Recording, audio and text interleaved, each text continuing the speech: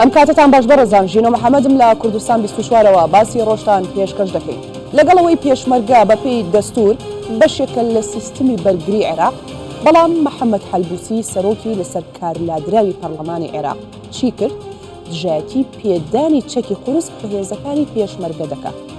ئەم هەڵوێستەی حەلبوسی لە کاتێکدایە کە دەتوانین بڵین زیاتر لە چل ڕۆژ تێپەڕێ بەسەرەوەی کە ئەو چەکانە دراوە بەهێزەکانی پێشمەرگە لەلایەن ئەمریکەکانەوە کە ڕەزامەندی محەممەد شیع سوودانی سەرۆکوەزیرانی عێراقی لەسەر بووە. لێرەدا پرسیار ئەوەیە ڕوون نییە بۆچی حەلبوسی ئێستا ئەو هەڵوێستە دەمێنێت. مەرامی پشت ئەم هەڵوێستەی بۆ چ دەستکەوتێکی سیاسیە؟ ئایا حەلبوسی بۆ دەستکەوتێکی سیاسی دەیەوێت کێ لە خۆی ڕازی بکات؟ وەڵامی ئەم پرسیارانە لە بەڕێز فەیزتەمیمی سیاسەتمەدار و سەرۆکی پرۆژەی مواتەنە لە لەندەنەوە لەگەڵمانە وەردەگرینەوە. بە سوپاسەوە بەڕێز تەمیمی ئەم کاتت باش، سوپاس بۆی کە ئامادەی لەگەڵمان خۆشحاڵم جارێکی دیکە گفتوگۆی بابەتێکی گرنگ لەگەڵ بەڕێزتان دەکەم. با بۆ پرسیارە دەست پێ بکەم بزانین بۆچی بەهزرێکی شۆڤێنی لە عێراق پەلاماری هێزەکانی پێشمەرگە دەدرێت لە هەرێمی کوردستان؟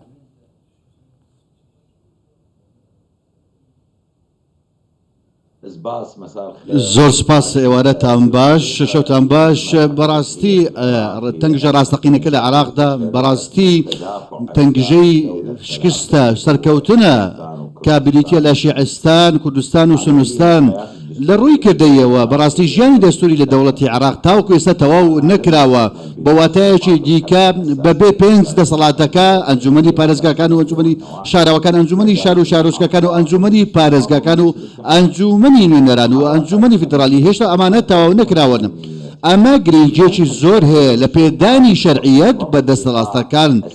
لە ڕۆی جێبەجێکردنی دەسەڵاتە فیدرالیەکان. دەوڵەتی عێراق ئێستا دەوڵەتێکی مرکزیە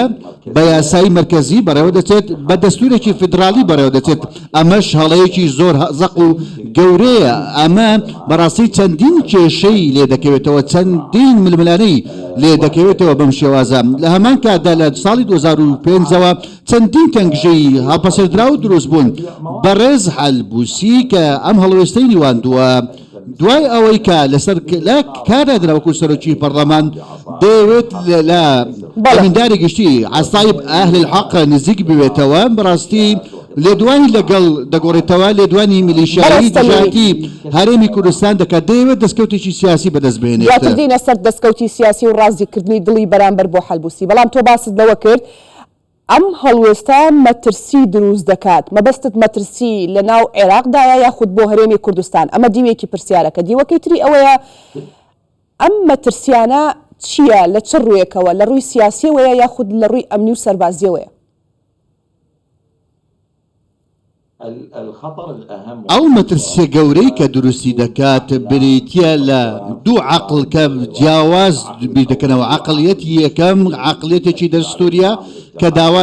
جێبەجێکردنی سیستەمێکی فیدرالی دەکات لە عێراقدا.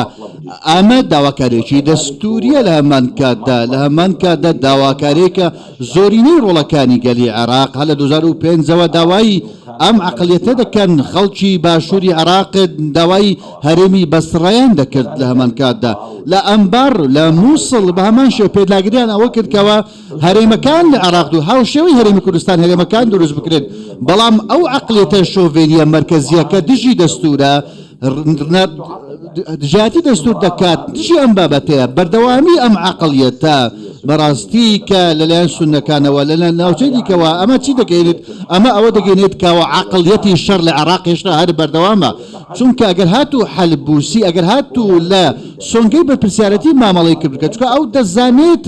هێزی پێشمەرگە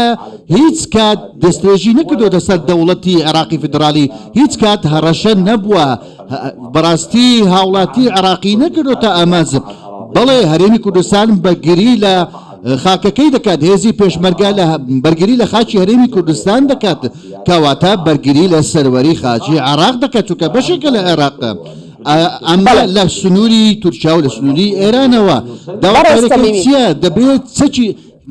هێزەکانی پێشمەرگە پرچەک بکرێن. ئەمە ڕاستەکەیە. بەڕێز تەمیمی، ئەگەر ئامانج لەم پەلاماردانەی حەلبوسی بۆ هێزەکانی پێشمەرگە دەستکەوتی سیاسی بێ، حەلبوسی دەتوانێت بەدەستی بێنێ و دەستکەوتە سیاسیە؟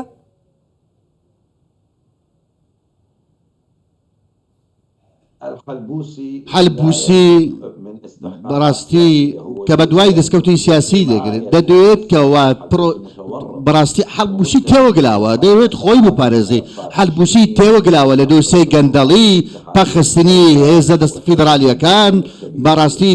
دروستکردنی ناسەقامگیری دەوڵەتە ئەم دۆسیە گەورانە لەسەر حەلبوسی هەن ئەو دەیەوێت سازش بکات بۆ خەزعەلی هاوشێوەی خەزعەلی تەنازول سازش بکات بۆ ئەوەی کەوا ئەوانیش چاوپۆشی لەو دۆسیانەی حەلبوسی بکەن کەوا تێوەی گلاوە لەو دۆسیانە حەلبوسی ئەمە تەنگژە ڕاستەقینەکەیە بەڵام لەسەر حسابی چێ لەسەر حسابی ئاسایش و سەقامژێری عێراق ئەمە مەترسەکەیە حەلبوسی ئامادێ بەڕاستی هەموو شتێک قبول بکات بەڕاستی لە پێناو دەستکەوتی سیاسی و لە پێناو بەڕستەمینی پێمان بڵێ ئەمە مەترسی بۆ ئەتەوێ پێمان بڵێ حەلبوسی و هاوشێوەکانی مەترسین بۆ سەر ئاسایشی و ئەمنیەتی عێراق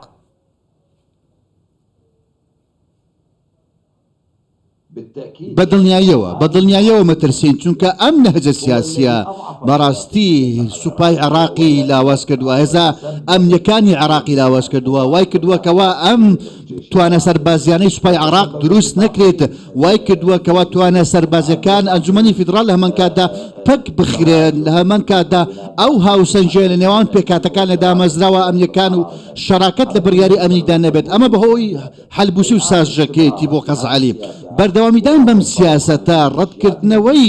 ئەو چاپۆشیکردن لە میلیشیاکان کەوە ئەمانە پرچەک دەکرێت میلیشیاکان کە لە سوپای عێراق و پێشمەرگەش زیاتر و هەموو ئەو هێزانش لە دەوڵەتدا هەن ئەم قسەیەکی دەگەینێت ئەمە ئەوە دەگەێنێت کەوا حەلبوسی هەست بە مەترسی ناکات کاتێکەوە هەرێمی کوردستان بۆردومان دەکرێت کاتێکە هەرێمی کوردستان بە موشەشی بالستی بۆردومان دەکرێت بە درۆن بۆردومان دەکرێت جگە لە ئەو هێرشانی کە تورکیا دەکات لە هەمان کاتدا لە هەمان کاتدا هەڕەشەی پەکەکە هەڕەشەی میلیشیاکان ئەمە جگە لە هەڕەشەی داعشکە تاوکو ئێستاش هەڕەشەیەکی ڕشتە کوردستان بەشێکە لە ئاسایشی دەوڵەتی عێراقی کەواتە مادام هێزە فیدراالیەکان سوپا پۆلیس دژە تیرۆر ئەمانە بەردەوامن لە پاراستن و بەرەگاربوونەوەی داعش و هاوشێوەکانیان کەواتە پێویستە لەسەر ئێمە هێزی پێشمەرگە پرچەک بکەین بۆ پاراستنی دەوڵەت ئەوان بەشێکن لە دەوڵەت بەڕستەمینی باسی گروپی چەکدارت کرد لە عێراق منت ڕاکێشا بۆ پرسیارەی کە بۆ تاوکاری قسەکانی تۆ بڵێم کە بەدەیان گروپی چەکدار لە عێراقدا هەیە لەسەر بودجە و قوتی عێراق هاوکاری دەکرێن بۆچی حەلبوسی و هاوشێوەکانی حەلبوسی وا دەوترێت کە هەڵوێستیان نییە بەرامبەر ئەو گروپە چەکدارانە بەڵام بەرامبەر هێزەکانی پێشمەرگە ناڕەزایەتی دەردەبڕن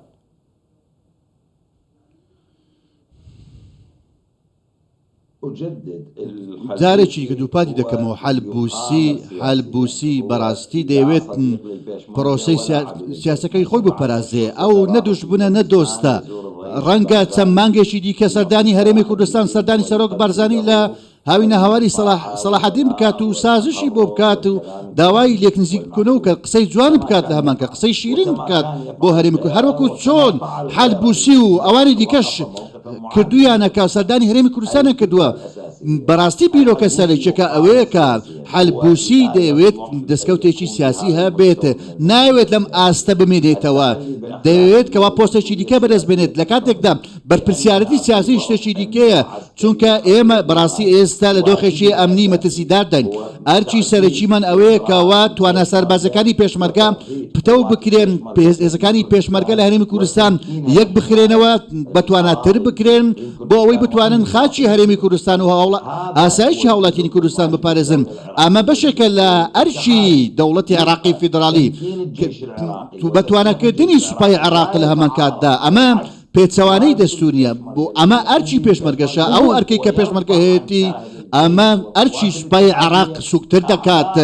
بەڕاستی زۆر ئەرکێ لەسەر سوپای عێراق لای دەدات پێشمەرگە جێبەجێ دەکات لە سوونەکانی تورکیا و لە عێراقدا لە ناوچە شەخاویەکاندا کە تیرۆریشی تێدا چاڵاکە لەم ناوچانەدا کەواتە پێویستە بەڕێز حەلبوسی و لایەنە سیاسەکانی دیکە تەنانەت خەزعەلیش بەڕاستی سوپای عێراق بەهێز بکەن پاڵپشتی لە سوپای عێراق بکەن لە بەرامبەربوونەوەی میلیشیاکان کە موشەشی بالیستیان هەیە لە عێراقەوە ناوچەکانی دیکە ئارامکۆ بۆ دومان دەکەن، ئیسرائیل بۆ دومان دەکەن، ئوردن بۆ دومان دەکەن. ئەمە حقایقە، ئەمە ڕاستیەکە پێویستە بوترێت. بەڕێستە میمی، بۆچی خەریکە لە عێراق هەنگاو بەرەو ئەوە دەنرێت بۆ وەرگرتنی پۆست دەبێ پەلاماری کورد بدرێ؟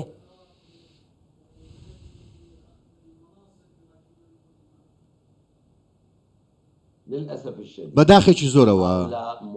ئەمانە مفلیسی سیاسین، ئەمانە مایە پوچ بوون لە ڕووی سیاسەوە، هیچ ڕەسیدێکیان نییە لە ڕووی سیاسەوە، هیچ گوتارێکیان بۆ جەماوەرێکی خۆیان نییە، گوتارێکی باوەڕ پێکراو بێت،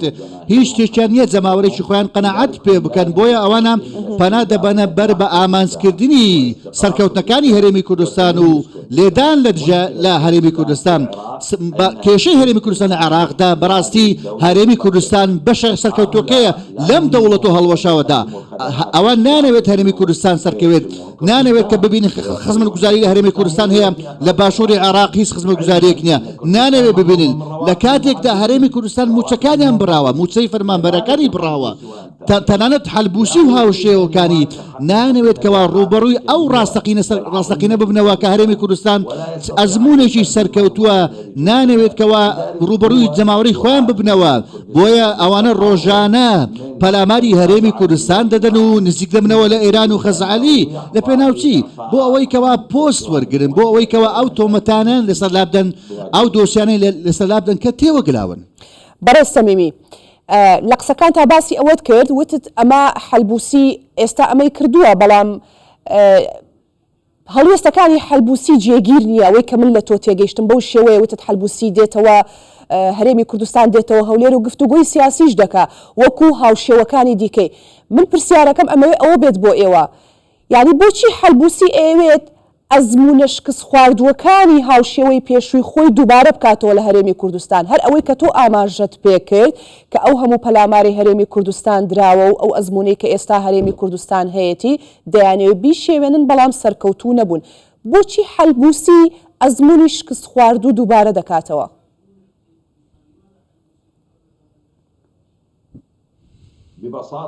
بە سادەیەکی زۆرەوە، چونکە ئەوان باش دەزانن کە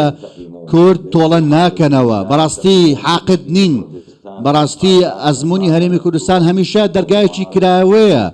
بۆ هەموو ئەو ئازادی خوازان، بۆ هەموو ئەوانەیەکەوە ئازاد دراون لە ناوچەکانی دیکە. کورد هەمیشە دەرگای کراوەیە، هەمیشە بیر لە داهاتوو دەکەنەوە، بیر لە ڕابردوو نەکەنەوە. ڕاستە پەن لە ڕابردوو وەردەگرن، بەڵام چاویان لە داهاتووە تۆڵە ناکەنەوە، چونکە ئەوان دڵیانکەوە ئەو دێتە هەرێمی کوردستان و جارێکی کە سەرۆک بارزانی دەبینێتەوە ئەو ڕێزەی کە لەوانە نراوەلیان دەنرێت، چونکە ئەمە بیر و باوەڕی هەرێمی کوردستانە، ئەمە بیر و باوەڕی کوردە. ئێستا دەیانەوێت ئێرانیەکان ڕازی بکات، دەوێت خەزعەلی ڕازی بکاتە، بۆیە سازشیان بۆ دەکات، لە کەرکووک سازشیان بۆ کرد، لە دیالە سازش دەکات، تەنانەت دەیەوێت لە ئەنبار و سەلاحەدین و لە مووسڵیش حەلبوسی سازشی دیکە بکات. باشە بەڕێستە میمی، من ئەمەوێت تەکید زۆر لە خاڵێک بکەمەوە بۆ ڕازیکردنی ئەو لایەنانەی کە تۆ ناوی دەهێنی. بۆ دەبێت لە هەرێمی کوردستان بدرێ؟ پرسیارە سەرەکیەکە ئەوەیە. جارێک کە دووپاتی دەکەمەوە، چونکە ئەزمموی هەرێمی کوردستان سەرکەوتووە، زۆر زەق و دیارن. ئەو ئەزمونە شکست خواردووە دووبارە دەکاتەوە لە باشوور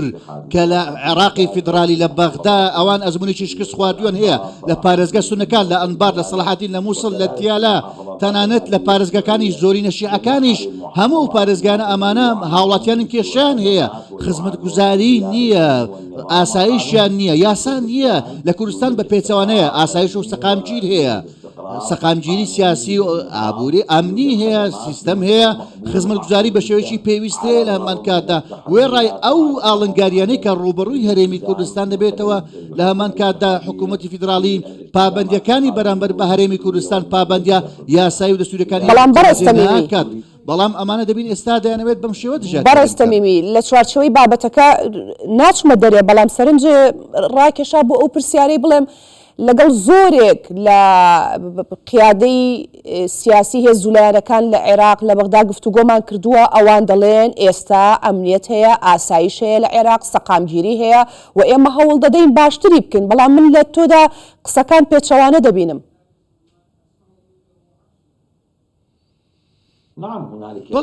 بەڵێ سەقامگیرێکی ڕێژەی هەیە لە عێراقدا چونکە میلیشیاکان کە هەڕەشە لە دەوڵەتەکان چونکە هەمان میلیشیاکان کە دەسەڵاتدارن چێ دەسەڵات چێ حکومڕانە هەر میلیشیاکانن کەواتە بەڵام هەر کاتێکەوە هەر ڕکابەرێک بۆ حکومڕانی دەرکەوت هەر جوڵەیەکی نەڕزایەتی دەرکەوت بینیمان ئەندازیاران خۆپیشاندانە کە داوای هەلی کاریان کرد بەڕاستی لێیاندان تەنانەت لە ئافرەتانیاندا بەڕاستی ئاسایشێکی ڕاستەقینە لە عێراقدا بوونی نییە بینیمان بەڕاستی کردەوەکانی ڕفاندن بەردەوامە شەڕی خێڵەکی بەردەوامەش کەواتە بەڕێستەمینی ئێستا چێ عێراق بەڕێوە دەبات حکوومەت یاخود میلیشیا وەگەوەی تۆیڵی بەڕاستی پێم وان نییە ناکرێت تۆ جیاوازی میلیشیا و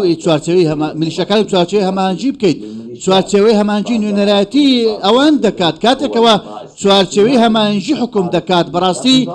ئەمانە چێنە ئەمانە وەزیریان هەیە نەعیم عەبودی وەزیرە لە میلیشای عەسائیبە بۆ نمونە محمود ڕوبەیعی چێیە حەدنان فەیحان ئەحمەد ئەسەدی هەموو ئەمانە بەڕاستی سەرکردەی گروپە چەکدارەکانن و وەزیریشن لە دەوڵەتدا لە هەماکات ئەمە ڕاستیە باش باسی خاڵێک بکەین هەڵوێست لە بەرامبەر ئەم ڕەتکردنەوەی حەلبوسیدا کە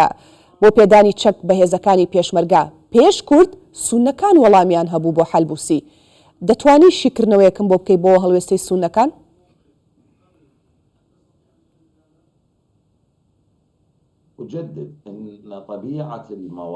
بەڕاستی سروشتی هەڵوێستەکان کەوە کە دژێ حەلبوسی هەبوون بەڕاستی ئەمە بۆ نزیکبوونەوەیە لە ئێران نزیکبوونەوەی لە خەزعەلی بەڕاستی ئەمە حەلبوسی کە دەیەوێت بیکاتە ئەو دەیەوێت محورێک بەڕاستی دروست بکات محورێکی سیاسی لە مووسڵەوە بێت بۆ کەرکووک درێژە بچێشێت بۆ سولەیمانیە بۆ دەشتینینەوە بۆ ناوچەی دیکە و پارێزگای دیکەش ئامانجە سەرچیەکە چیە بریتە لە گەمارۆدانی پارتی گەمارۆدانی ئەزمموی هەرێمی کوردستان هەوڵدان بۆ دوورخستنەوەی کە پارتی لەو پرۆسە سیاسی کە لە عێراقدا هەیە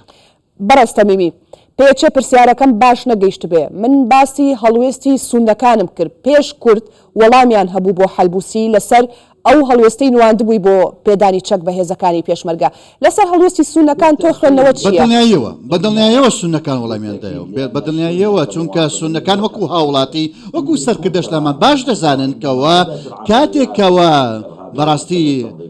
هەڕەشەی داعش دەستی پێ کرد خانەوەدە سونیەکان لە ناوچەکان ئاوارە بوون بە تایبەت لە ئەنبار و چوون بۆ بەغدا و پارێزگەکانی دیکە دەرگاکانیان بەڕوو داخرا بازگەکانیان بەڕوو داخرات ئافرەتەکان لە پردی بزێزز ئەمە چیرۆکێکی زۆر بەناوبانگە خانەوەدەکان لەوێ مانەوە و ڕێگای نەدرات بێنە ناو بەغداوە سونەکان ئەمان لەبیر ناچێت کاتێک چۆن هەرێمی کوردستان دەرگاکانی کردەوە بەڕووی خانەوەدە سونەکان بە هەزاران و بە سەدان هەزار هاوڵاتی عێراقی سونە لە پارێزگە سونەکانەوە ڕوویان لە هەرێمی کوردستان کردن ئێستاش هەل هەرێمی کوردستان لەگەڵ خانەوەدەکانیان کە ژیانێکی شەرەفمەندانە دەژین لە ڕووی یاسا و لە ڕووی دەستورەوە ئەمەیەکە هەرێمی کوردستان پێشکەشی دەکات سەرکردە سونەکان دەزانن کەوە ڕەنگە لە هەر ساتێکدا بێت بەڕاستی فەرمانی دەستگیرکردیان بۆ دەربچێت چونکە هیچ بەڕاستی ئەو کاتە پەناگەیشە نابێتە نە هەرێمی کوردستان نەبێت بۆیە سونەکان پێش کورد وەڵامی حەلبوسیان داوەتە بەڕاست شەعبیەتی سەرۆک بارزانی و ڕەزامەندێتی سەرۆک بارزانی لە پارێزگا سونی نشینەکان گەلێک زۆرە و خۆشەویستی گەلی عێراق بۆ هەرێمی کوردستان و هەڵوێستەکانی سەرکردەکانی کوردستان وا دەکات لە سەرکردەکانی سونەکەوە پشتگیری لە هەرێمی کوردستان بکەن بۆ ئەوەی کەوە ئەوانە گوتارێکی عەقلانیتیان هەبێت بەرامبەر جەماوەرەکەیان جەماوەری سونە باش ئەگەر باسی ئەوە بکەین کاتێک وڵاتێکی زلهێزی وەکو ئەمریکا پاڵپشتی هێزەکانی پێشمەرگە دەکات ئایا حەلبوسی ڕقەبە لەو نێوەندەدا؟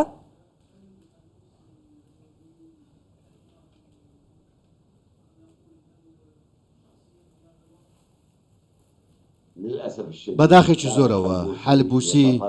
حەلبوسی چاوی لەوە بوو کە ئەمریکا پشتگیری حزبەکەی و هەڵوێستەکانی بکاتە کاتێکەوە ئەمریکا پاڵپشتی حەلبوسی کرد ئەو واز لە ئەرکە دەستوریەکانی هێنا ئێستا ئەو پێی وایەکەوە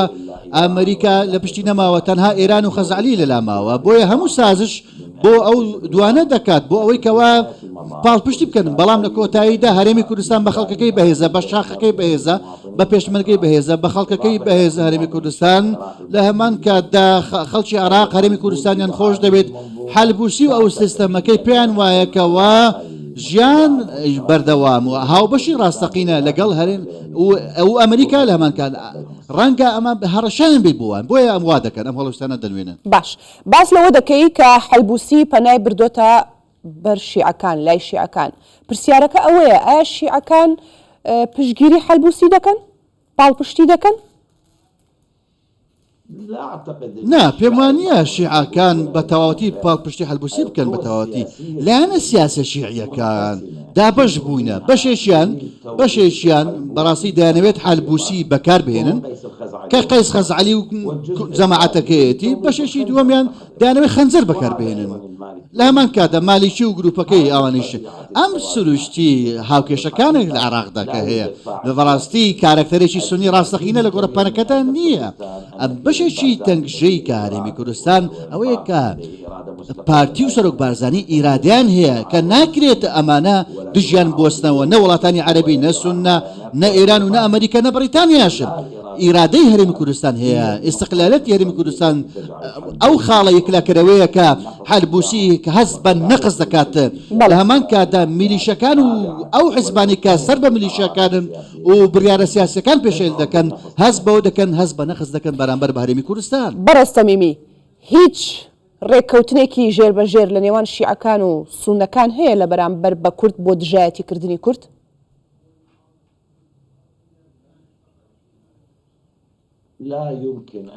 ناکرێت بەڕاستی هیچ ڕێکەوتنی کۆدەنجێک لە لەوان سونە و شیعە ڕوو بدات بۆ بەرەنگەربوونەوەی کورد بۆ چەند هۆکارێکەوە یەک لە هۆکارانە ئەو دابەشبوونەی هەیە بەڕاستی زۆر قوڵترە لەلایەن شیعە و سونە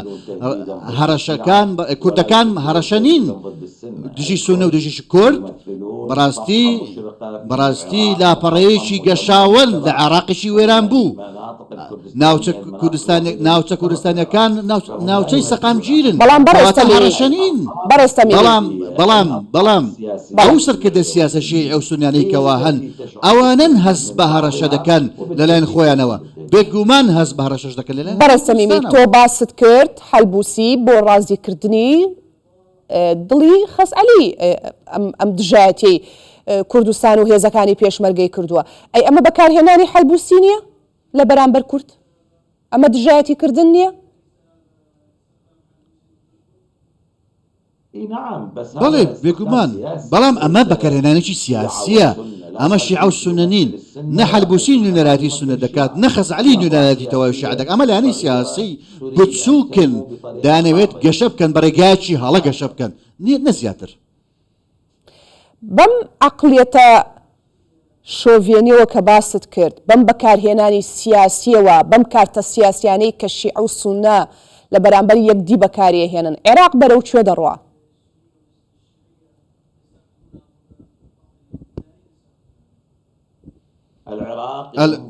عێراق بەرەو پێشەوە بەرەو سەقامگیری بەرەو هێزی زیاتر دەڕوات بەرەو پێشکەوتنی گەلی عێراق متمانان بخۆن بە هێزی پێشمەرگە هەیە متمانان بە هێزی پێشمەرگە هەیە بە دەستور بە یاسا جێبەجێ بەرکارەکان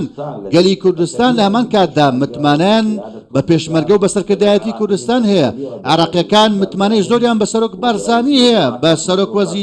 سەرۆک وەزیران کاک مەسرور هەیە سەرکەوتنەکانی بەڕاستی جێگەی ڕێزن لە لای عێراقیەکان ئەمەیە کوردستان پێشەنگە بەڕاستی بە پێشەنگی دەمێنێتەوە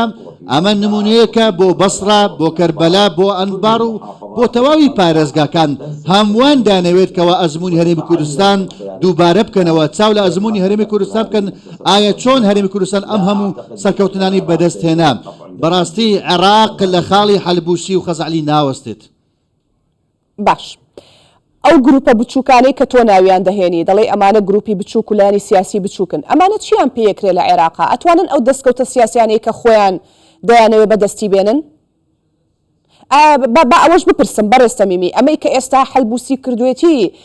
پێی دەڵێن بەرژەوەندی سیاسی یاخود هەڵەی سیاسی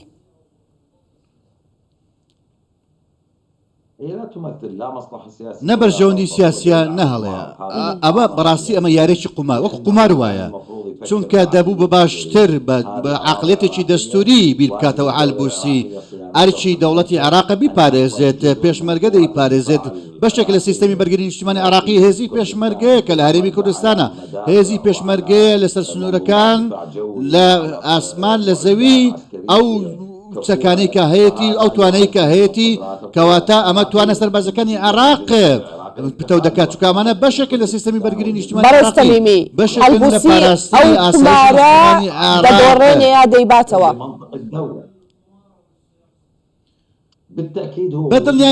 بەدڵنیاییەوە دەدۆڕێت و براوە نابێت ناکرێت هیچ عاقلێک ناتوانێت بە دژاتی پێشمەرگە بیر بکاتەوە مامەڵە بکات چونکە پێشمەرگەکان لە سەنگەرەکاندا خوێن